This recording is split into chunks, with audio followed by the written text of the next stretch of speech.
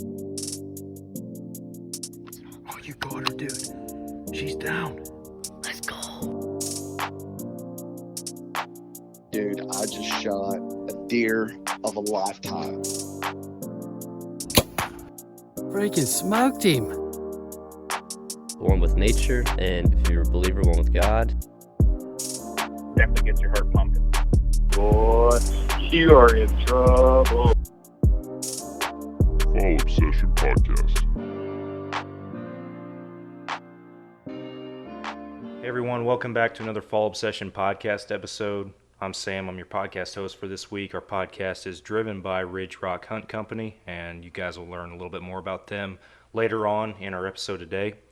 I'm sitting down here in person with a gentleman I've gotten to know over the past several months a lot better, and we're here to tell your story, Mike, a story that, to my knowledge, may have not been told on a scale like this before. Definitely not. We want to share it. So Mr. Mike Behrens is my guest this week.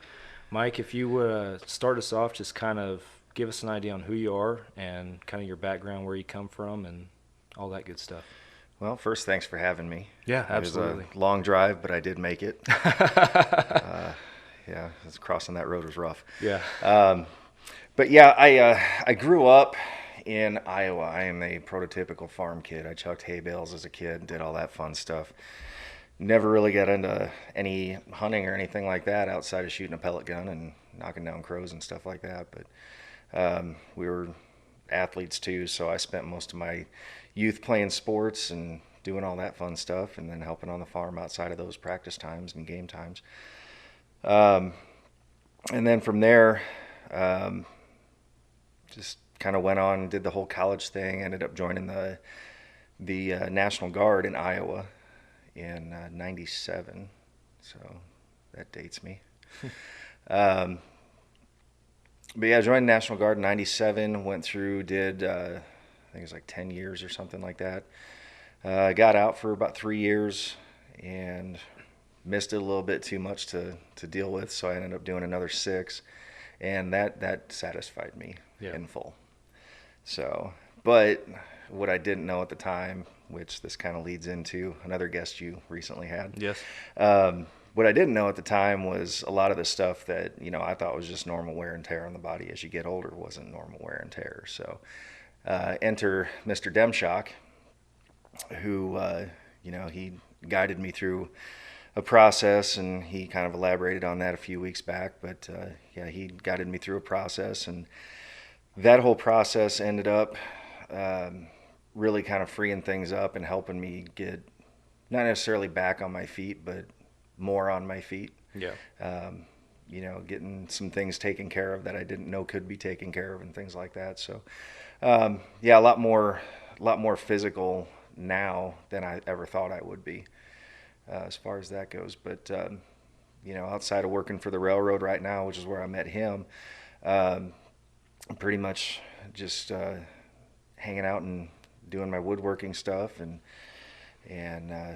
playing around in the backyard. Yeah.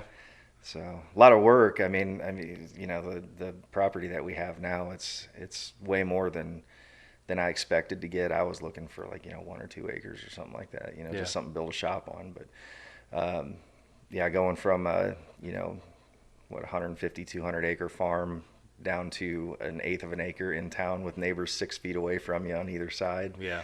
And then getting back out to this was really a breath of fresh air. So it's, kind of tapping back to where I came from a little bit too, and which is nice. Yeah. Because I never ever get to go back up to Iowa. I mean, it's like once every 3 years. Yeah.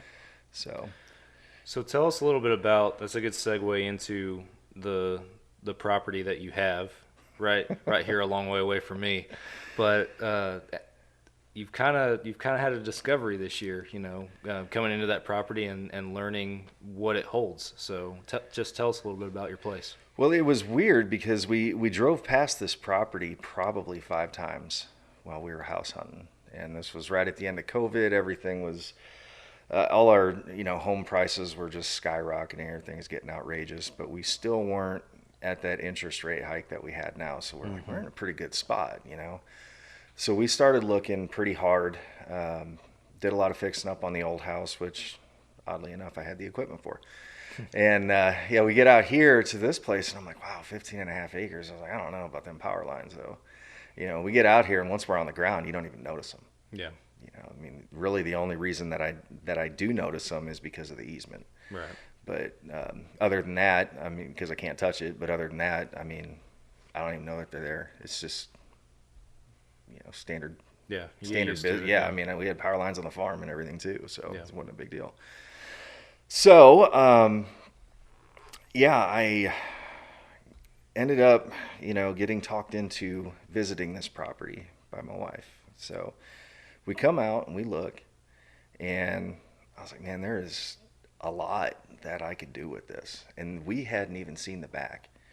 So the seller's father was here, and he gave us a little bit of a guided tour, which was pretty normal. Every property we went to that was over 10 acres, the owner was there to give us a tour of Yeah. it. So, which I thought was cool.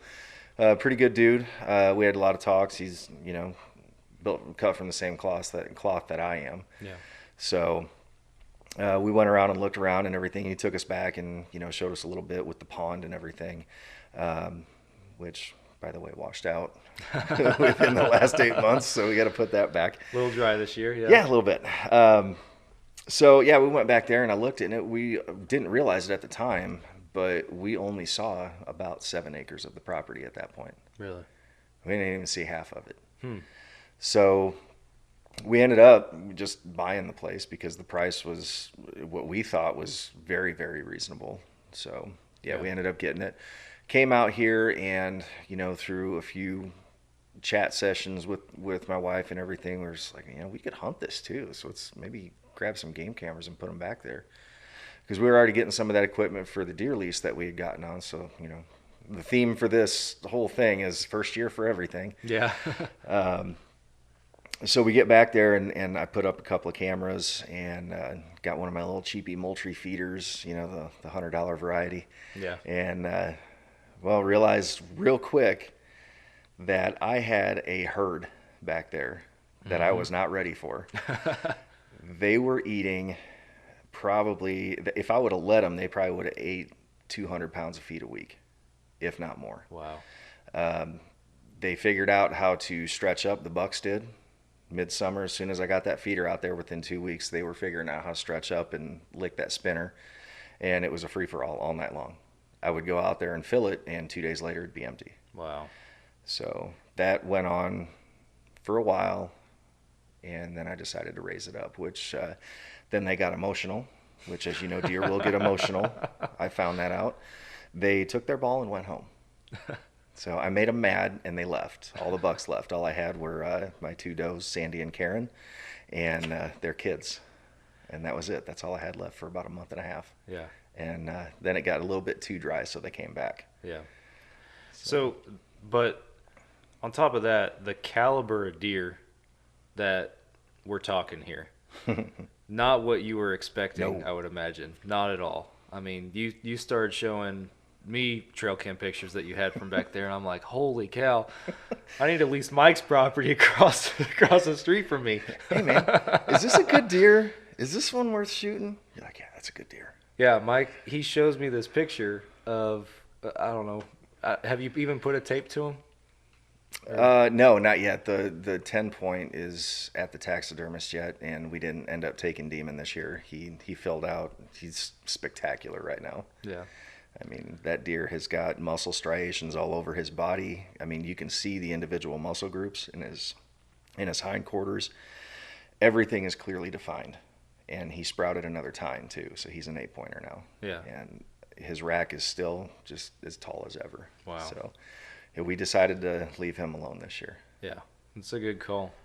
Yeah, you're showing me photos of these deer that are 140 class, pushing 150 class deer that are walking around back there, and it's absolutely crazy to think about, you know, right, literally in your own backyard. Very much so. The 10, I did do I mean, granted, I'm not a pro at all on this, so it was pretty much just like, well, let's see what we got. So, I mean, It's not hard to look up the requirements. So I went in and I looked everything up, and I filled out what I thought was a pretty close approximation of what they were wanting. And, you know, that 10-pointer should have been, if he wouldn't have broken his G2, I believe he would have been a 156. Wow. Something like that. So, Wow. Not bad for a deer that hasn't ever been fed, to my knowledge. Yeah. So, Well, kind of for our listeners, viewers, kind of a little sneak peek there into how that story ends, I guess. But leading up into that ending, it seemed like a lot of cat and mouse going on throughout the year that you experienced as you were learning how to hunt these deer. it was, and I always joke, coming from an infantry background, I always joke, it's like, man, hunting deer is way harder than hunting humans, And I mean, it's a joke, but yeah, there's a lot of truth to it too, because they have a infinitely better sense of smell than we do, infinitely better sense of hearing than us, and I would argue much better eyesight too. I mean, I know they can't see the reds and greens and things like that, but beyond that, I mean, their clarity, another example of me getting taught. Mm-hmm. I got learned one day.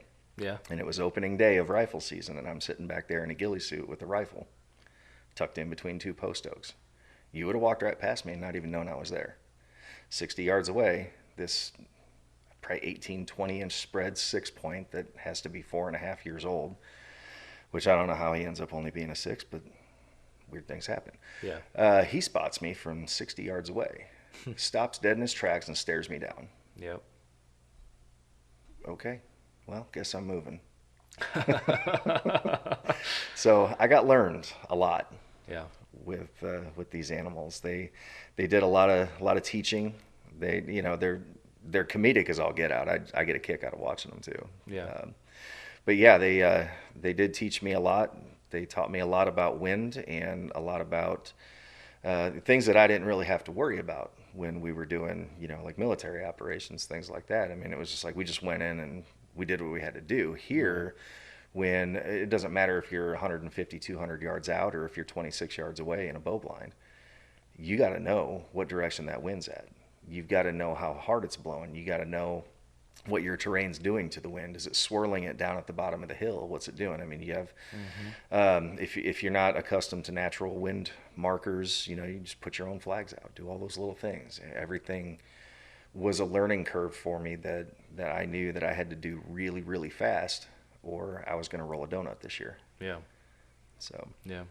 Now, wind is definitely. I mean, I'm still having to play with it and learn it and stuff. It's something that is just so frustrating. And I know our last our last week's podcast was my dad and I sitting down in deer camp. The final weekend of general season, but it was before this hunt in particular. And I haven't told you this story, but I had my target buck, my 8-point, that I wanted to kill, and it's literally the last morning. He's been coming in 7:15ish almost every single morning. Mm-hmm. So final morning, Sunday morning, I'm sitting there. My stand faces west in my tree stand, my feeder, and I have a southwest wind blowing. I did scent control, everything like that, and all the deer that I've seen all year in that stand have come from the west or the north. And I'm looking at him like, yeah, the north is a little iffy with that wind, but this is the last day. It's the only shot I'm going to have this buck. I got to chance it. This is the only stand he's coming to. And 7:13, I'm standing there. It's getting light. I'm scanning, and I look over my shoulder to my right, and he is behind me, 40 yards, staring right at me. And I'm instantly, you see a big deer, and you're supposed to get excited. Guys talk about getting excited. As soon as I saw that deer, I was disappointed because I knew exactly what was happening. If you pointed your finger in the direction the wind was blowing, you'd be pointing at that deer. Only deer all year I've seen come out from that side. Yep. And I was like, you gotta be kidding me. So I understand the struggle. they will shock you at every turn, and I found that out the hard way multiple times. Yep. So yeah, one of my first weekends bow hunting out at the deer lease, I didn't know what I was going to see, if anything, because they were really sporadic out there at that point in time. But I got out there, and it was my 4th or 5th sit in this ground blind that I made out of some cheap Amazon camo netting that faded within like 3 hours. So don't get that. It doesn't work really well. But yeah, I got that, and I was set up out there. Of course, me not knowing anything about bow hunting at that point, I'm thinking, okay, well, I'm out here, I'm on the ground. yeah, I'm broken up with the camo netting, but I need to break up further. So what do guys like me do? Throw a ghillie suit on. That's a horrible idea. That was a horrible idea. So, I mean, first of all, here's the deer surprise. They like to come in with the wind in their face too. They like that directional so they can smell. Yeah. Well, I didn't bank on that. So I'm sitting up there north of my feeder, and the prevailing winds are always blowing south to north with some minor direction changes. Well, these does that were coming in every single day, they were button hooking around from the south. They would button hook, take a wide berth, come all the way around to the north, and then come in from dead north, right on top of my blind. 3 times they stopped right behind me, barked at me, and left. Really? I was a little frustrated at that point. Yeah, that gets frustrating for sure. So I decided that I was going to not do that anymore. So I left the blind there so they knew nothing was really crazy going on or anything like that. You know, everything was pretty normal still. There just wasn't a human in there. So then they came right back. As soon as I left, the very next feed time they were there. Yeah. Okay, well, I guess it was me. So didn't do that anymore. That's when I went and got the pop-up blind. Yeah. And set that off to basically, if you were in my bow blind, it would have been probably the 8 o'clock position. So still out of the wind window when they're at the feeder, but it was a decent 25-yard shot, depending on where they were standing. Only downside was you had to play the wind because the wind out there is insane when it wants to be. Yep. So you're looking at, even at 26 yards, a pretty good float right there. Mm-hmm. So, and there was times where I remember the storm day. Yep, I remember the storm day. That's right. Yeah. I'm out there holding on to my ground blind so it doesn't fly away because I got caught in it. And I'm texting him, like, dude, get out of your blind. Yeah, so our properties, for those who don't know, I don't know what they are as far as the crow flies, but they're an hour or so more apart from each other probably. And yeah, it was actually our fall obsession production director and I were out hunting on our property, and him and I were both in stands, and we had a storm coming in, and it hit you first. And you're texting me like, hey, if you can get out of your blind, get out now. And about the time I read that text is when it started raining. I was like, nope, I'm here to stay for a little bit. That was a brutal storm. I was not ready for that, but I did not come out empty-handed either. That's true. So that was my consolation gift for getting beat up by Mother Nature. And it was one of those things, I shouldn't even have gotten that. But after that whole thing's done, I'm like, okay, well, this is my last hunt out here anyway for bow, so I'm going to pack up the blind and I'm going to leave. So I get the side-by-side out there, which my side-by-side is super quiet. Super quiet. So anything within 5 miles could hear me driving that thing. So I get up there and I'm just like, I don't even care anymore because the wind and rain and everything pushed everything out. Everything was still hunkered down. I'm making all kinds of noise with this high-end piece of equipment. And I just had this feeling in the back of my head. It's like, check the other camera, check the slow glow. Let's just go home. So I get it up there and I'm climbing out and I've just started to pull up stakes on it, and it just wouldn't leave me alone. There's just something in the back of my head. Check the slow glow. Fine. So I check the slow glow. Sure enough, there's a pig down there, about 125 pounder. Perfect eater. Yeah. Okay, now I got another decision to make. Yep. Do I want to do it or not? Because, again, super quiet side by side. It was going to be a long stalk to get there, and I had to go over 2 barbed wire fences with a 50 Beowulf rifle and all this, and it was awesome. So I'm stalking this pig, and I get over the first set of barbed wire, and I get over the second set of barbed wire, and I'm coming up to where I knew he was at, so I checked the feed on my phone again. Yeah, he's still there. He's rooting around. And I get up top, and right when I turned the optic on and got my sight picture on him, I was like, uh-oh.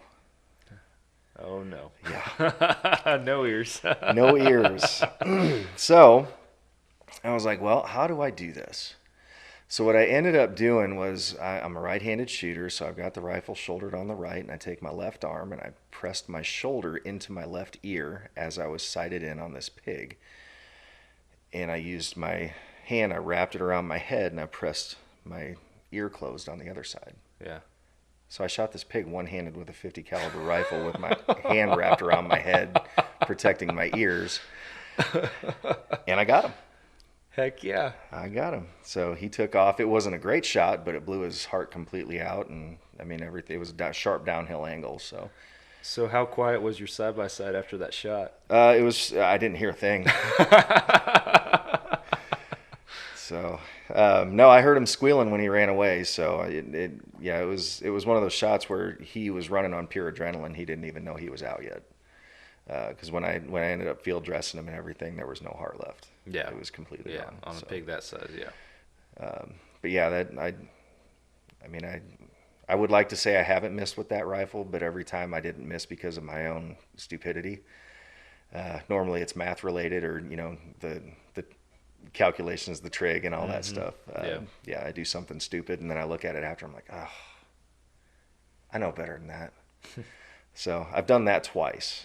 And it was just stupid mistakes. Those are the only 2 misses I've had. But that rifle is so much fun with the pigs. It's a good time. But I still want to get one with the bow. I haven't gotten one with the bow yet, and that's this year's mission. Yeah. So that was kind of another thing I wanted to talk to you about, because the archery side of hunting is kind of I guess your newest venture into hunting, aside from the property you have here and everything. This is your first year bow hunting.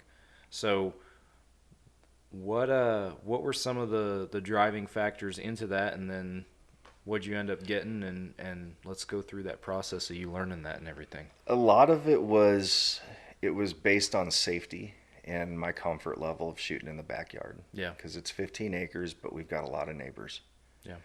So I didn't really want to be ripping off high-powered rifle rounds. Mm-hmm. And because of that, but I also wanted to make sure that anything that I did shoot was going to be an ethical kill. I didn't want anything, getting wounded, which we can get into that here in a minute.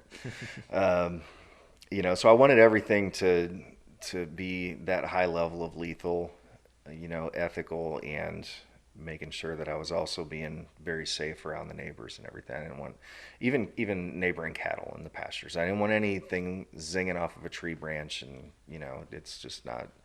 It's not something that I was looking for. So right. We did a lot of looking, and like every other newbie, I went to Cabela's. So there I was.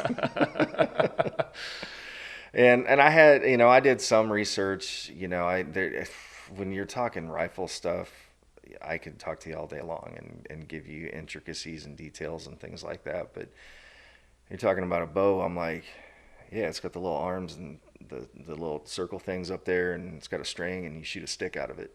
It's pretty neat. And that was that's the depth of my knowledge on bow hunting at the time. I was like, I had never shot an arrow out of a bow until this summer. Yeah. So, and I told the guys up there that, and to their credit, they did pretty well. They took their time. They made sure that I knew a lot of, things that I wouldn't have known otherwise. Just the sighting and making sure, where you're holding and all these, just the smallest of small things that really ruin a bow hunter from the first day. Mm-hmm. Whether it be just technique or frustration and I quit. Yeah. So they did really well in that regard, and I was happy I had the guys that I did that sold me the bow. But I ended up getting a Diamond by Bowtech, and it is still as stock as it was the day I bought it.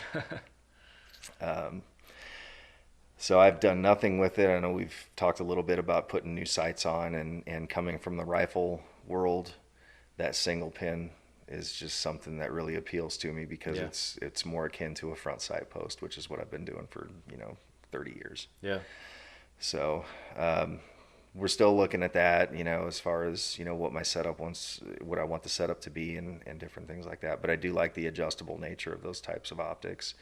Mm-hmm. The one you showed me kind of got me really thinking about that, and just being able to dial in is way better than doing a mid hold between pins.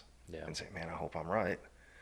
So Yeah, the mid hold between pins. I mean, I run a hybrid basically, which you still have the adjustability factor like the single pin offers with those longer distances, but I'm still shooting pins out to 60, which when I built that bow, it was going out west, in which case, you know, you have quick shot opportunities, and you know, you have to be able to draw back and dial in quickly, you know, if you come up on something that's close. So with that being said, that's what made me decide, hey, 60 yards, I want it already there.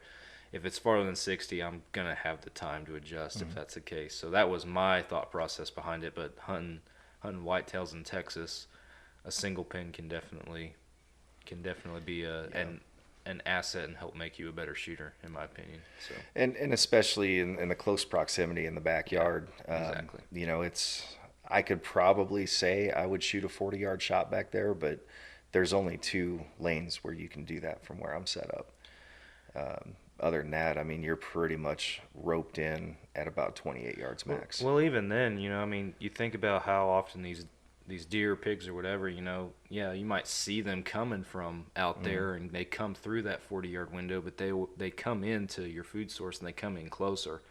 So, like, I've been bow hunting for better half of 2 decades almost now at this point, and it's just, I think I've only shot 2 animals over 40 yards. I've never shot an animal over 50 yards. I've practiced out into the triple digits before, but I've killed a pronghorn antelope at 42, and there was one whitetail, the longest one I think I've shot is at 48.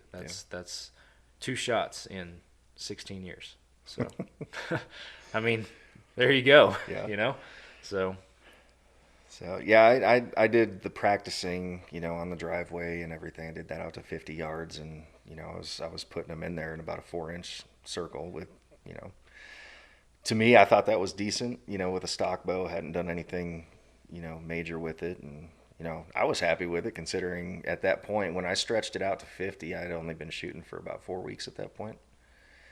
And then I realized that you get what you pay for when you're buying releases too. Yep. So that first release I had lasted about 5 weeks, and then all the seams broke on it. And thank God it broke when I was drawing back instead of at full draw. Yeah.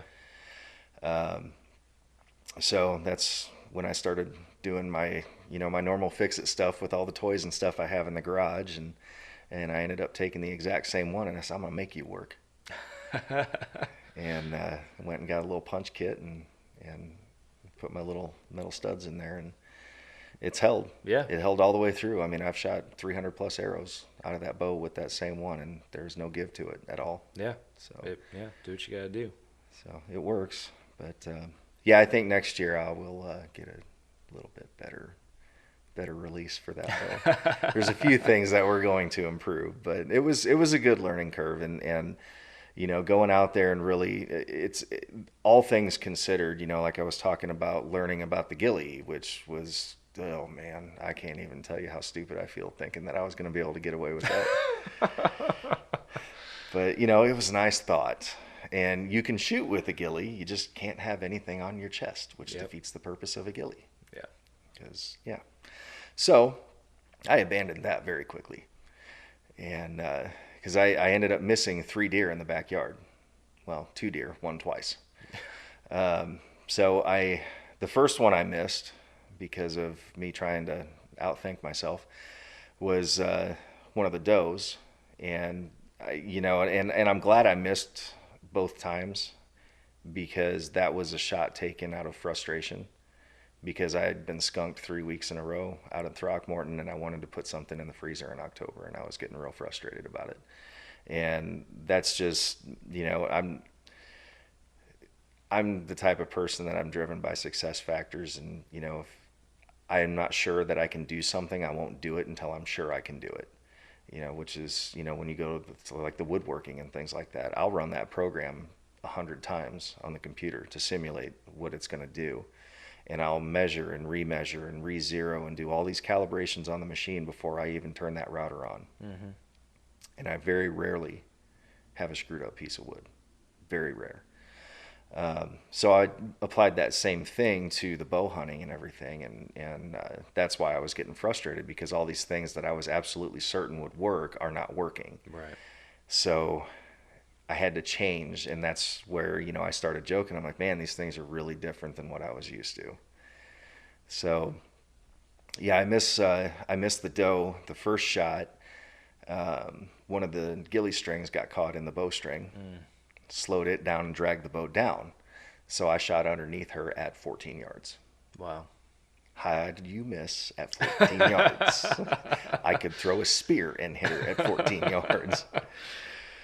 So I miss, and this is the same deer that was trying to lick me in the middle of the night when I was doing coon control. Yeah. Had my Vapple cover scent. Yeah, we got you Yes. onto the Vapple train a little bit. Yes, that stuff, man, that works so well. She wouldn't leave me alone. She kept coming back. Every time I moved my head, she'd bark and run off, and then 5 minutes later, she's standing right there staring at me again. This is in the pitch black. All she could do was smell me. She knew something was there. It smelled delicious. Yeah. And there was nothing she wanted more than to get past that camo net, but she couldn't do it. So, we had a relationship built, me and these does. And, me trying to take a shot at them out of frustration and everything. And thank God I missed. And she ran away, and she was at the 30-yard mark, and she just looked at me with this utter look of betrayal on her face. I'm like, sorry. And I ripped off another one. This one caught my camelback tube. Oh, no. Dragged that one low, too. Spiked that arrow right in between her front and rear legs, right in the ground. And she looked at it, looked at me, looked at it, and took off running again. I was like, all right, I think I might be done with the bow this season. Might be done. So there was one weekend left, I think, in bow season. And I was just like, all right. And I think I had talked to you in the meantime. You kind of talked me off the ledge a little bit. Yeah. Yeah, because I was ready to put it in the case and just get the rifle out at that point. But yeah, so I went out to Throckmorton one more time, and that was where finally had a little bit of success. So got out there, and there were 3 bucks that were there right before first light, and I could see them. I could see the silhouettes, and we're just waiting until the light was right. And the light finally came through, and there was the biggest of the 3. I thought he was an 8-pointer. So, but he was big. He was definitely one of the many bucks that age that we needed to cull out. This year was the year of culls out there. Yeah. Because there was just so many bucks. So I was like, well, I'm not going to feel bad about taking this one. So I went and I had everything lined up, and in hindsight, I had zero business taking that shot. I didn't realize how difficult of a shot I just took. Not because of any wind conditions or anything like that, but the buck just would not position himself at that quartering away position. He was almost, I'd say about 10-30, heads 10-30 away from me. Gotcha. So it was very, very sharp. Very severe. I had about a 3, maybe 4-inch window to slide that arrow in to hit organs. Wow. Somehow I did it. Didn't realize what I did at the time. So yeah, this buck takes off running. The only thing I see is a candlestick on his rear haunch, and I was like, "Did I just do a Texas heart shot?" I panicked, and I did the one thing you're not supposed to do. I started following. I saw him go, and I was like, I can't let him go. If I hit him in the leg, I'm not letting him go. I got to get him. So I wanted to make sure that I kept him in eye shot. I wanted to make sure I could see him. So he's going, and then I lose him, and I'm like, okay, cool, he's down. So, and I knew he wasn't gonna be down long. If I made that horrendous of a shot, then he was going to be running. So I had to sneak on him. I had to stalk him.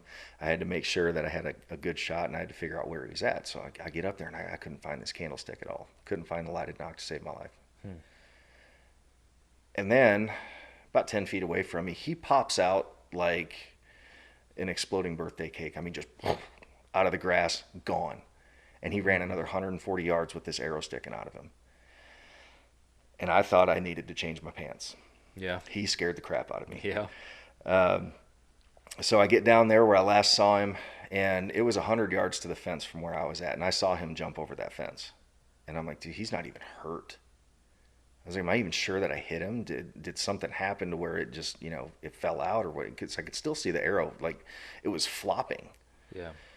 And I'm like, I don't even understand what's going on right now. So I get up there and, everything was so far out of my mind other than finding this deer, and it wasn't anything like, oh, I got to get my buck. I was like, oh no, I've got a wounded deer, and I was like, I don't even know if I'm going to be able to get close enough with a bow to kill this thing. Mm-hmm. So now what do I do? What's the ethical thing to do? Do I get a rifle? And, what do I do? Right. So I'm freaking out. And before I started making phone calls and saying, hey, what do I do? I was like, I'll just look around this area one more time. And this was down by the side-by-side where he jumped the fence. About 40 yards past the fence, I was about ready just to, slump over and give up. I look over and I see this little light sticking out of the grass. I was like, no way. He's down. So I go up there, and what I thought was an 8-point, he didn't have any brow tines. They never grew. Really? And then he had that goofy little, I don't know, it looked like a little ball on the end of his main beam. So he had a goofy rack. He had some issues going on, but he was decent sized. We got as much meat out of him as we did Carrie's big one that she got out there. So, yeah. He was good sized body, just had a weird, funky looking rack. Yeah, just a cold buck. Yep. So you said he was severe coring away, you had a narrow window. How deep did your arrow end up penetrating? So my arrow shaft is 31 inches long, and there was blood 27 inches deep on the arrow. Really? And I went in right behind the last rib on the left side. Well, if you're looking him in the face on the right side, I went in behind the ribs. And it went through at that sharp angle, went through. I did nick his stomach, so his stomach was open. Yeah, well, that shot, you can't help but do that. No way around it. Straight through, 2-inch wide gash on the liver. And so there was blood everywhere. Yeah. When he went down finally, it was horrible. There was blood everywhere. The cork came out. Yeah. But yeah, through the liver, through the right lung, and it embedded in a rib bone on the other side, right up on the front towards the shoulder. Gotcha. So, I hit as well as I think I could have, other than maybe going maybe another inch or 2 inches to the left and maybe down an inch and trying to get the heart. But at that, experience-wise, there was no way I was going to be able to tell. I don't even think 2-3 years down the road I'd be able to tell on a shot like that. It's just like, oh, I got him and he's down, sweet. But that running, I think he might have lasted a long time on the ground if I would have left him where he was. And I think by pushing him, I actually made him suffer less than he would have, because the damage that happened when that arrow started working its way out when he ran, it actually did all that damage inside to where it took out those organs. And I don't think that damage was done initially. So it's like, at least that's what I'm telling myself to make myself feel better for being an idiot and chasing him. But either way, yeah, that right lung was completely shredded. It was spaghetti-esque at that point. But yeah, good heart out of that one. So liver was pretty gnarly. It was mangled up pretty good. But yeah, it's a 2-inch wide broadhead. So yeah, I was like, hey, it's going to take down a black bear. I guess it'll work on a deer too. Yeah, I'd hope so. So as somebody that has come from, you said yourself you have a pretty extensive knowledge of rifles and firearms and that kind of stuff. So coming from that background into archery, what has been the biggest challenge? All of it. All of it. It is. You would think it's like, oh yeah, this is not going to be that big of a deal. It's just you're shooting a different weapon system. Yeah, it's true. Fundamentals are fundamentals. Your breathing and your holds and body control and things like that. Yeah, those are all fundamentals. But there's nothing that the first time you launch an arrow out of a bow, you can't equate that to anything you do with a rifle. Yeah. There's absolutely nothing like it in the firearms world.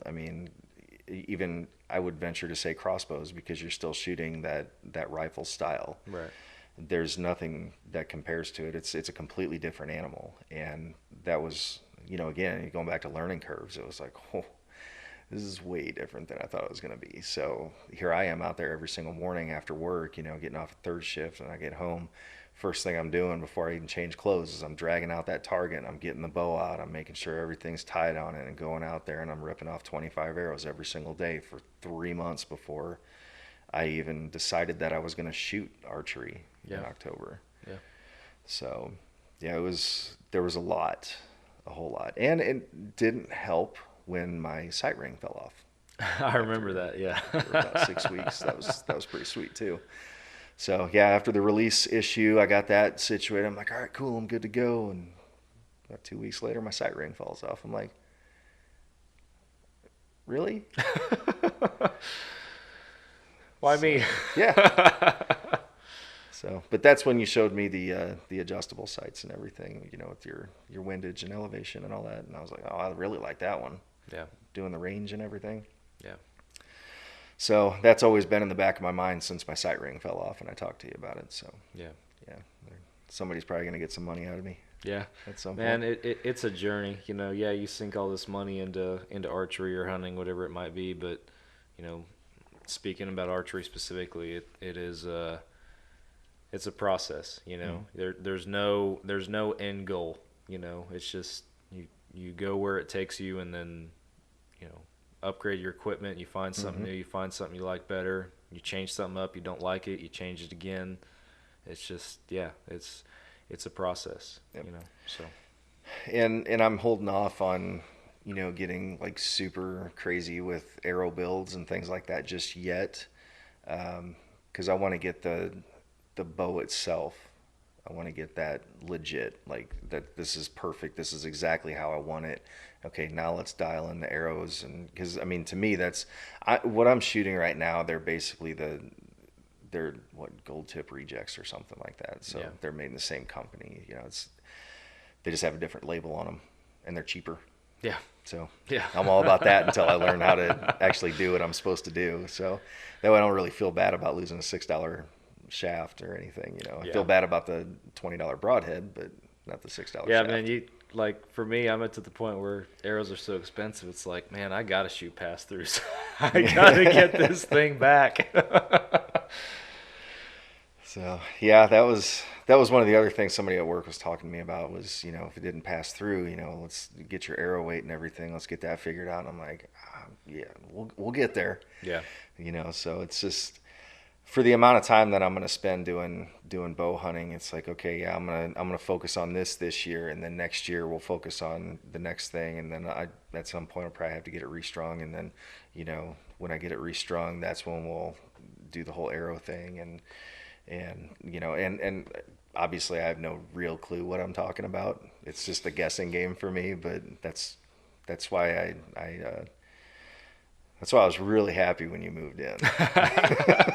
Found out what you did. So I was like, yeah. Well, right. we both kind of can complement each other's weaknesses, because while I can nerd out with archery the way you can nerd out with firearms, but I don't know I have a base level of knowledge when it comes to guns, and that goes back to the first time that I ever met you. Yep. Was standing on your front porch with an AR-15 in my hand. Hey, can you take a look at this thing? Right. Let's get to work. We had it working. Yeah, we got it working. We had it working. A few hours later, it was good to go. So, yeah. But another thing we wanted to talk about that you have going on for you over there across the way is not exclusively related to hunting, but you even mentioned it briefly earlier on, your woodworking, the stuff that you do there. How did you get into that? I was too cheap to pay somebody else to do it. Fair enough. That's pretty much it. A few years ago, the wooden flags started becoming very, very popular, and a lot of veterans were starting companies that did that, and I'm just like, well, yeah, I'm not gonna pay you $200 to do something that I know is only gonna cost me $40 at Home Depot. Yeah. So I went and I got the wood and everything, and of course YouTube. You can get a YouTube PhD in almost any subject at this point. So I got my associate's degree in woodworking off of YouTube, and figured out how to do this, and I'm like, okay, cool. So I did it, and then, of course, like everything else you do, you post it on Facebook or Instagram or something like that. So, I posted it, and I've got friends that are just like, hey man, can you make me one? Mm-hmm. Yeah, I guess. Yeah. So, I made a few here and there, and I can't remember even how it really got started, because at that point it was like 4 or 5, and and that was pretty much it. Because I went and got some clamps, which you can always use clamps around the house or doing something. I mean, so I had the clamps there, and it was no big deal. And then all of a sudden, it got to a thing where I started making them for people I didn't know. And these were, friends of friends or something like that. And it got to a point where I ended up making, I think it was 13 or 14 of my minis. Wow. In a month. Wow. Now, that doesn't sound like a lot, when you see the speed at which I can throw one out now. You're just like, oh man, 13 a month, that's like, no big deal. At the time, I was doing it by hand with a Dremel. Oh, wow. 14 of those things in 30 days. And now, bear in mind, I wasn't doing them on my days that I worked. It was like crammed into 8 days. So I milled out 14 of these things by hand in 8 days. I couldn't make a fist with my right hand. And that's when I talked to the wife, and I was like, hey, if I'm going to keep doing this, we got to get a CNC machine. Mm-hmm. There's no way my hand can handle doing this many, and these were all small ones. This wasn't even a big one. Yeah. And then, your detail, like your Eagle, Globe, and Anchor for the Marine Corps, that takes like 4 hours to mill by hand. Wow. Just the emblem. That's not counting the stars or anything else. So we ended up getting the CNC machine, and, it kind of blossomed as a hobby from there. And of course, at that point, all the money that I was making from it, we'd do gun shows and things like that, but all the money I was making from it just paid off the machines. And we just kept buying more machines and more stuff, and it's like, okay, at some point, if this keeps going this way, we're going to actually have to like go legit. And that was the plan moving out here, was to, rebrand and go legit, which I have rebranded already. I mean, it's just, we're just waiting because, like archery, I know a lot about business. So we got to get a few things situated before we really do the kickoff on this whole thing. But everything's there. I mean, infrastructure wise, I've got the CNC machines now, and I look back at my earlier stuff, the first things that I did, and it's just like, man, that thing's ugly. And they're like, dude, you were doing it by hand with a Dremel tool. Yeah. Like, yeah, I know, but it's ugly. Man, that's how anybody is as you mature into a craft or a trade or something like that. Because I can remember, like, with Fall Obsession, our video editing and stuff like that, I go back and look at things that I produced 4 or 5 years ago, and it's like, that probably shouldn't still be online. I should probably delete that. Rough. So yeah, it's very true. I mean, it doesn't matter what you're doing. I'm gonna look back on that, that first bow kill that I had, and I was like, oh, about 5 years of like cringing every time I think about that one. Yeah. But it is what it is. You mature into whatever you're doing, and starting with the woodworking, doing it by hand with a Dremel, and now I've got massive machines in there that I'll do a 48-inch long flag in 2.5 hours. Yeah. That would have taken me 2.5 weeks Mm-hmm. a couple years ago. So, I can have these things done that fast. I mean, so it's just a matter of getting things set up, and, especially getting that nice big shop that I so desperately desire. Yeah. I think we all do out here. Yes. So. Yes. Setting up and tearing down every time I change phases on woodworking is not the way to do it. That's not efficient. So, yeah, in order to actually have a sustainable business out of this, even if it is a part-time, side business, it still has to be efficient. I can't be efficient in the situation that we're in now. So it's just, we're waiting. Yeah. Well, very cool. Tell us about the name too, because I like your story behind your name. So the first name was Wood, Torches, and Toxic Masculinity, because I'm a bit of an internet troll. at times. And that whole thing came out, as kind of it's a one-off. It's a play on everything that was going on in society, and kind of what I did. I mean, I played with wood, I played with the fire, so there's the wood and the torches and everything. But, guys like me, we're toxic masculinity. So I'm like, okay, well, cool, there's that too. Yeah. So why not? Yeah. So I just did that. It was kind of a joke, and everybody pretty much by and large got it, Everybody knew it was funny, wasn't anything serious. So never really got any blowback on that. Everybody thought it was a good time. But it's kind of a lot when you're actually looking at doing a business. It's like, there's a lot of letters in there. Yeah. So we wanted to shorten it up, and as a nod kind of to my first unit that I was in, and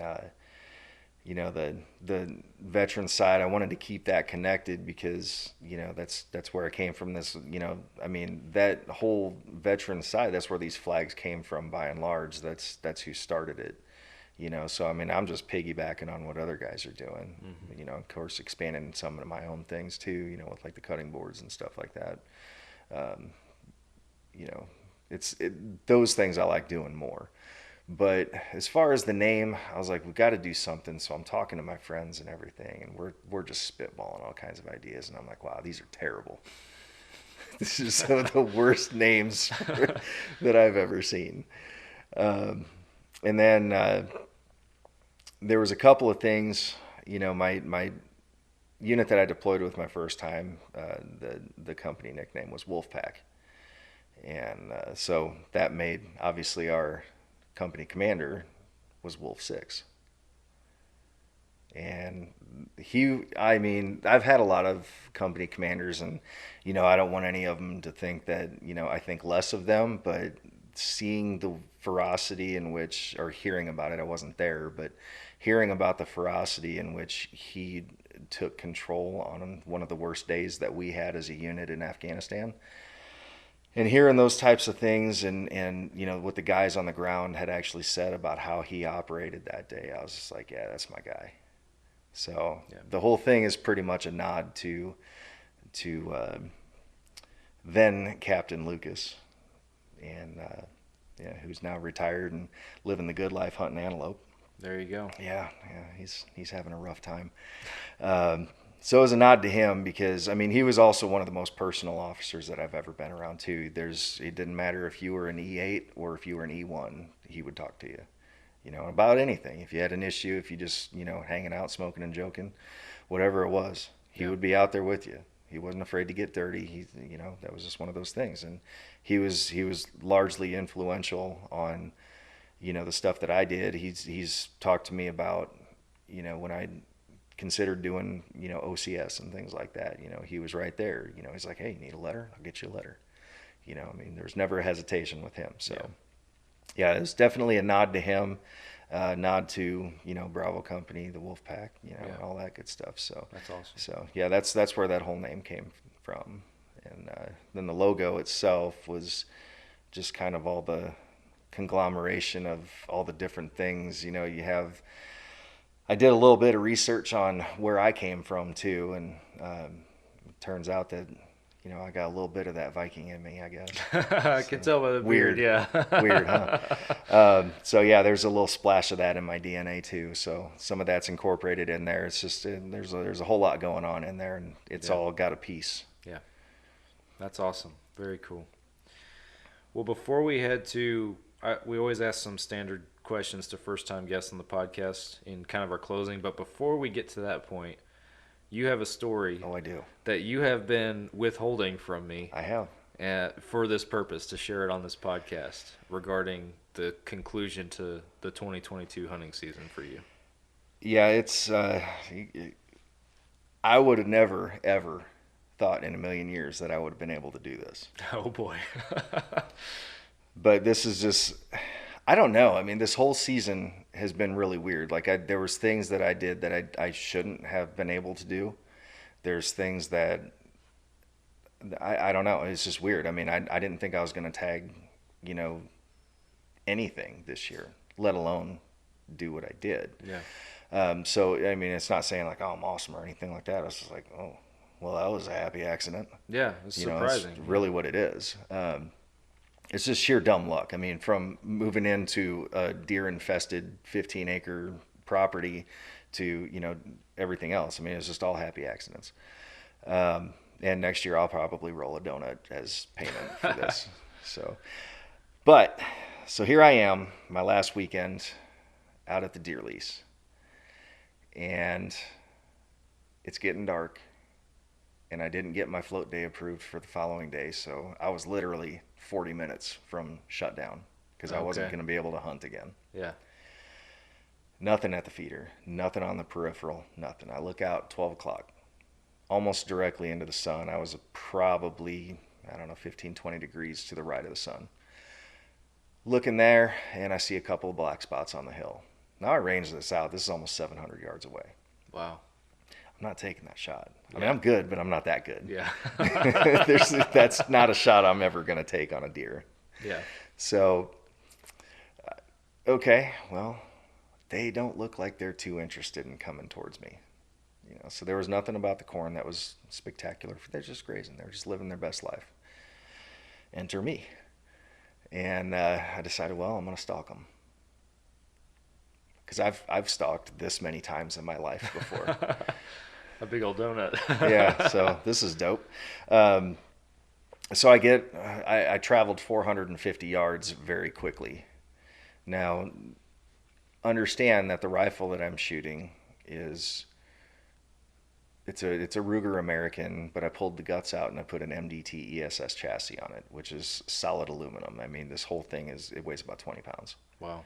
It's not a brush buster. Yeah. So I've got this boat anchor that I'm carrying along, and I get up to the edge of the tree line. Now I'm slowing down at that point because I'm starting to climb uphill into their field of vision. So I'm slowing down and, you know, just super deliberate, very slow steps, and I got about 200 yards away from the one. So I know what I'm zeroed at 100. I know what the ballistics are of the 6.5 round. So I'm like, okay, cool. Made a real quick adjustment.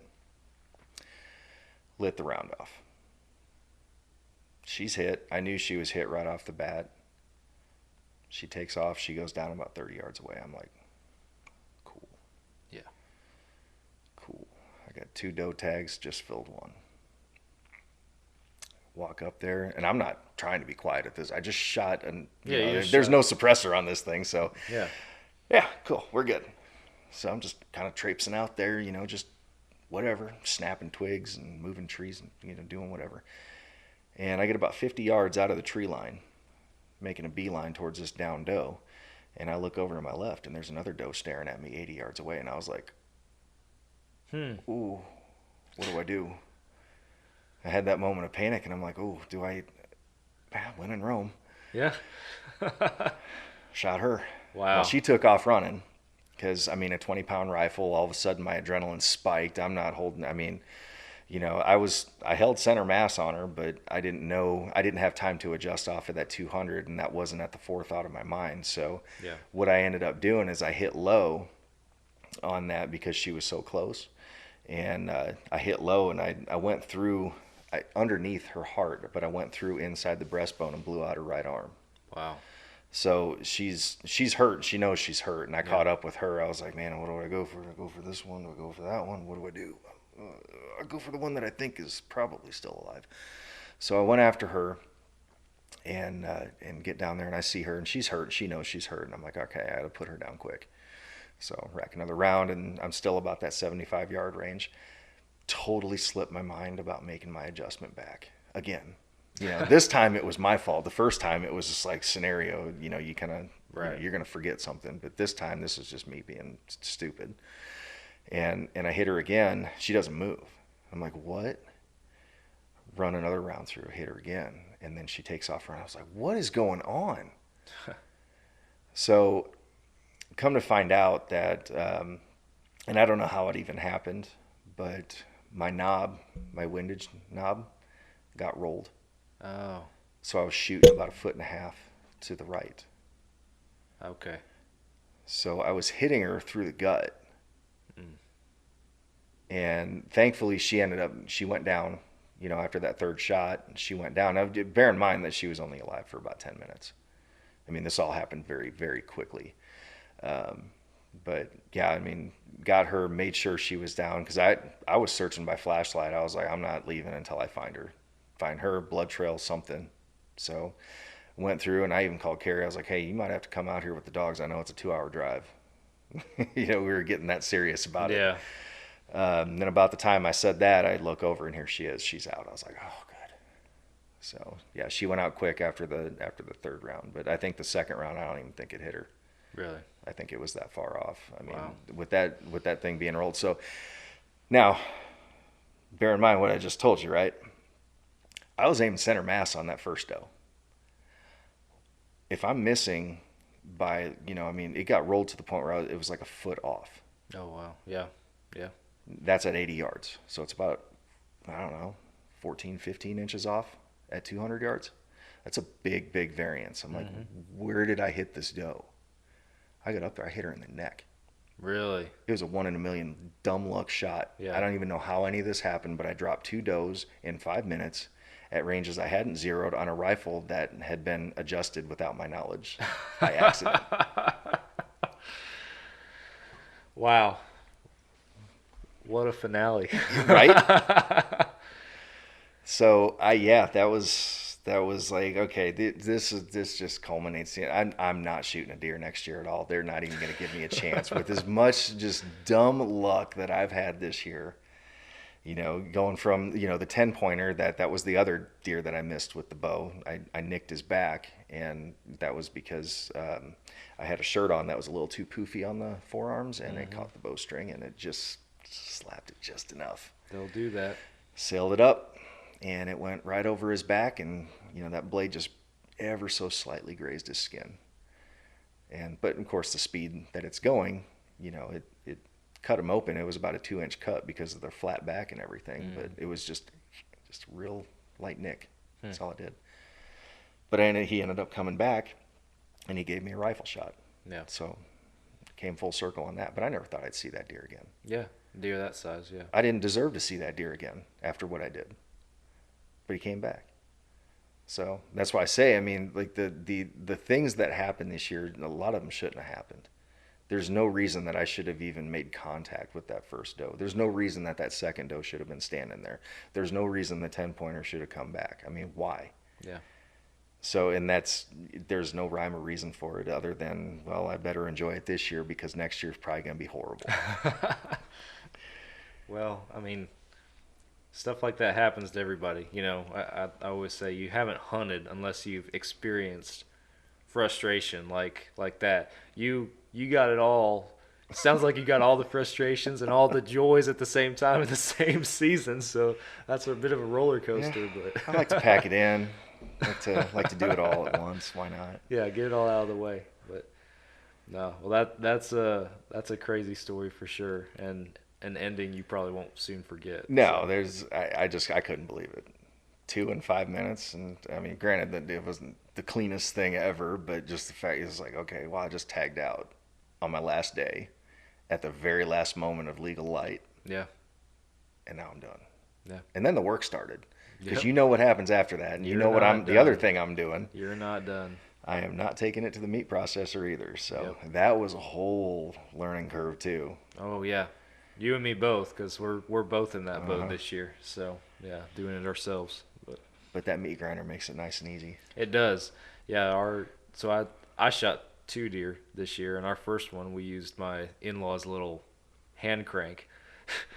And then, so I asked you to borrow your sealer on the first Yeah. one, and I have my in-laws hand crank, and I go to take the sealer back, and you're unpacking the brand new, nice big golly, can't even talk, nice big grinder, and I'm like, well, dang it, I needed that. Yeah, hey, I got this thing. So the second one, you were gracious enough to let me borrow that as well, and that made what was granted, it should. I don't know if it should be a 4-hour job or not. It took me 4 hours on the second one, but it took me about 6 hours on the first one. So, Yeah, the trick I learned on that thing is you got to keep the meat really, really cold. Yeah. Otherwise, it turns into just some disgusting paste. Yeah. And that was one of those things that I had heard it be said on multiple, tutorials and shows and podcasts and everything. I heard it 100 times. Yeah, okay. And then you experience it for real, and you're just like, Yep. oh God, this is really gross. Yeah. So yeah, made sure the meat was almost frozen every single time I put it through that grinder after that. Yeah. So, but yeah, it makes short work of a grind pile. Absolutely did. Yeah. And I took that advice too on keeping it cold, and it turned out Yep. just fine. So. Well, man, we always have a couple questions that we like to ask our first time podcast guests. The first one being, what is one of your favorite, and you may have already even talked about it, but what's one of your favorite hunting memories? And tell us about it. The one I had the most fun with was, I got way more excited over this shot than any of the other shots. And it's from this year. And I'm sure it'll get replaced really quickly once my daughter starts getting into it and she lays her first deer down.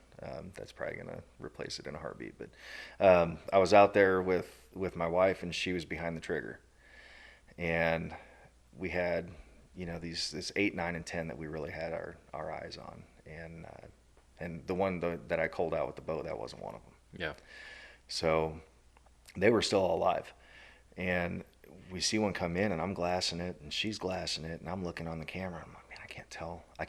I don't know if he's the 10. I don't know. He's a 9 for sure. So, and I was like, if you want him, take him. And the lead up to this was, apparently somebody didn't cook something all the way through, because I was rumbling really loud in that deer blind. And she was looking over at me with these dagger eyes every time I stopped. What do you want me to do? So I'm making all kinds of noise up there and trying not to. And she's trying to get targeted. And every time, my stomach does a hula hoop, I'm starting to laugh and everything's snickering, and she's having fun with it too. But, she got real serious when that deer came in. And it was the coolest thing, because she did something that I didn't see anybody. I've only seen one video where somebody does this. But she hit this deer and laid him down right there at the feeder. Wow. And he didn't run, nothing. She just completely gone, done. And I got way more excited over that, her getting that shot, and the fact that I didn't have to chase anything. That was really exciting for me. Yeah. But yeah, that was probably the coolest thing. And what made it even better was when we got back to camp. Of course, I get the field dress and everything done, hung him up and everything, and we go out the next morning. And when we got back to camp, we didn't see anything that morning. But we get back there, and here comes one of the other hunters and his son. And they come strolling up, and both of them had big, dumb grins on their face. And this isn't like a specific memory of one shot or anything. This is like the entire 24-hour period. It was just epic. In my mind, he comes in and does like this, Dukes of Hazzard, 180 with his side-by-side. And he's like, look what we got. He's got 2 9-pointers back there, too. Wow. So we had, I think one might have had a broken time, so it was an 8 or something like that. But, basically 3 9-pointers that we had shot in about 12 hours. Wow. That's awesome. Between the two. But they shot theirs. His son got the first one, and then I think his came 30 minutes later. Wow. Same stand. Really? 30 minutes apart. Wow. So, but yeah, it was a neat picture, and I think I might have shown you that picture with all 3 of them. Yes, you did. Yeah, we lined them I all remember up that. there, and Carrie and the other 2 guys, they were out there with their deer, so we had all 3 of them lined up, and that was a really cool weekend. That was the weekend where everybody had a lot of fun out there. Yeah. And that's what deer leases are for. Or at least part of it. Yeah, that's hunting camp. That's what that is. So. Yeah, and everybody there was no measuring or anything like that. It was all just like everybody was happy that somebody knocked something down. Yeah. I got another buddy that was out there. His wife shot a doe the day before Carrie got hers, I think. But I told him, I was like, don't worry about taking it to meat processor. We'll go ahead and quarter it out. She transport it back, and then all she got to do is throw the whole cooler in the freezer. Yeah. And I'll deal with it from there. We'll just grind it the whole thing, So we did stuff like that, but we were just like, everybody was so happy out there that weekend. It was just a good time. Yeah, that's awesome. Yeah, that's definitely probably that's the number one right now. But like I said, it's going to get replaced as soon as Asha gets her bow setup done, or she gets behind the trigger. Yeah, so absolutely. No, I can imagine. Next question: what is a bucket list hunt that you would love to do that you haven't gotten to do yet? Well, again, all of them. Yep. I don't know. I mean, I've seen the videos with the bear hunts and stuff like that, and it just doesn't. It's like, yeah, it'd be cool, but that's not one of the things that just really gets me going. Honestly, I really like the elk hunts that I keep seeing. You know, you look at that, and I don't necessarily want to. You know, moose is like that's a bit much. It's a lot, But the elk that's one that I want to do at some point, and it doesn't matter if it's archery or rifle. I mean, granted, way cooler doing it with archery because you have to call them in and you're out there, you're really putting the work in on it. And the only downside to bow hunting elk is it looks like your failure rate is exponentially more than your success rate. Yeah, it's more challenging for sure. So yeah, but there's just a lot that goes in with that, and that's one of those things where, you know, it would have to be with a guide because, you know, again, I know a lot about hunting.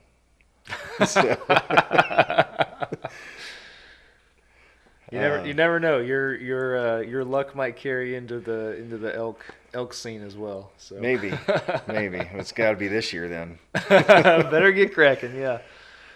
Oh man.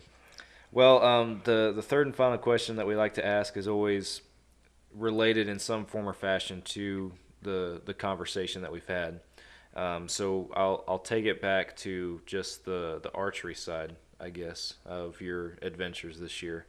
If you had to give a piece of advice to somebody in your shoes 8 months ago or however long it was, what would you say? A lot. Study. Just pay attention to what the guys that have been doing it for a long time are doing, and that was one of the things that I made sure I did was I paid attention. You know, I would just look up YouTube videos with, you know, Texas whitetail bow hunting and just watch them. And some of them I'm just looking at these guys like, all right, y'all are clowns. And then there's other ones where it's like, oh, that's legit, you know. And then I'm looking up, you know, how to zero. I'm like, I didn't know how to zero bow. Yeah. It's not the same as a rifle. Yeah. You know, so I mean, I'm looking up all that stuff. I mean, it's like anything else. If you're gonna make the investment in it, I mean, the best thing I would say is really make that time investment too. Yeah. A monetary investment is one thing, but you can have a $10,000 setup on a 50, you know, Barrett or something like that, and not have a single clue how to hit that 1 mile target because you don't know anything about the ballistics. Yep. Well, it's the same thing as with archery. You know, you got to know how to use the equipment that you're buying. Otherwise, it's just a waste of money. It's something pretty to put on a wall. Yeah. And by putting that time investment in, you'll get a much bigger return. Now, I mean, I wouldn't consider my return big as far as like meat in the freezer because it was just that one. But the amount of knowledge that I gained this year through making all these mistakes, and some of them were mistakes that I knew about. I knew they were mistakes when I did them anyway, just for whatever reason, you know. I mean, oh, I can do it different. I can make this work, you know, whatever it is. No, you can't. Well, I was gonna say it's you have gained you have one deer under your belt, your first deer with a bow, and you've gained some invaluable experience, you know, that will only benefit you moving forward. Mm-hmm. So, yeah, rightfully so. And oddly enough, the first deer that I've ever taken, other than with a car, first deer I ever took hunting, like intentionally taking a deer, was with a weapon that I had never used before in my life. Yeah. A weapon system that I'd never used before in my life. Wow. I hadn't thought of it like that. That's crazy. Wow. So I thought that was interesting too. That was just another one of those takeaways. Like, you don't have to go, I mean, yeah, you want to know your way around what you're using, but, you know, and again, going back to that prep time, put the time investment into it. You know, I was listening to like the Black Rifle guys talking about going up and shooting elk and everything, and like Evan Hafer's saying he's shooting like 80 arrows a day on the month leading up to the elk hunt. Now, I don't know if that's true or not, but right. 80 arrows, I'm like, well, if he's doing 80, I mean, I've never done this before, so I'm thinking like maybe 20, 25 a day. And that's where I got that from. Yeah. You know, just, I mean, he's putting the time investment in. So if it's good enough for him, it's good enough for me. Man, that's what I encourage folks to do. It doesn't even have to be a number. Now, obviously, if you are going out west or stuff like that, there's a little bit more prep involved with that. And I know when we did that for a couple years and planning on doing it this next year, we'll be sure that we're spending time with some longer ranges. Now I have the space to do it at my own place, so that's kind of nice. But, well, if you need to go longer, I mean, I know it's a long drive, but I've got a little room back there too. Yeah, I'll find a day where I can make it work. Yeah. But yeah, it's you adjust and you do what you can. But the important thing is just, and as the repetition and doing it every single day, whether it's 20 or 80 or 5 or 50. Yep. Just getting out there and shooting your bow. There's another, I know a lot of people watch the Working Class Bow Hunter podcast, and that's their motto behind their podcast is just go shoot your bow. And it's so simple and serves a good purpose. So. Eventually you'll figure out something that you're like, man, I just don't like this. You'll find these little tweaks that you make. You're like, oh, if I do this, and some of it might just, it might be something that's like, oh, duh, I should have probably done that a year ago. But then there's other stuff. It's like, well, everybody's saying this doesn't work, but it works really well for me. Yeah. And that's the whole thing too. I mean, there's people, when you're talking trigger squeeze, there's people that say, oh, you only shoot with your fingertip. Then there's other guys that, like they'll curl their entire finger around the trigger, and some of the best shots I've ever seen. It's just ridiculous. But, it's whatever you're comfortable doing, as long as it's not just a terrible technique. Yeah. And that's one of the big things. But, even with rifles, I mean, my daughter was down in the middle of the floor with the bolt gun, and she was shooting potato chip bags in the pantry. But she was literally just, I told her, I was like, yeah, go ahead, get behind it and get used to it. Yeah. And she was back there, and she was rolling the bolt back and doing everything she needed to do, and she'd make that trigger squeeze after she got her sight picture, and I'm good with it. Yeah. So. Yeah. Repetition. Well, Mike, we'll wrap up the podcast for this episode, but I really appreciate you coming over and spending some time to share your story and your many experiences. It's been awesome. I appreciate you having me. I was honestly, when I texted you that day, I was totally joking. I wasn't, man.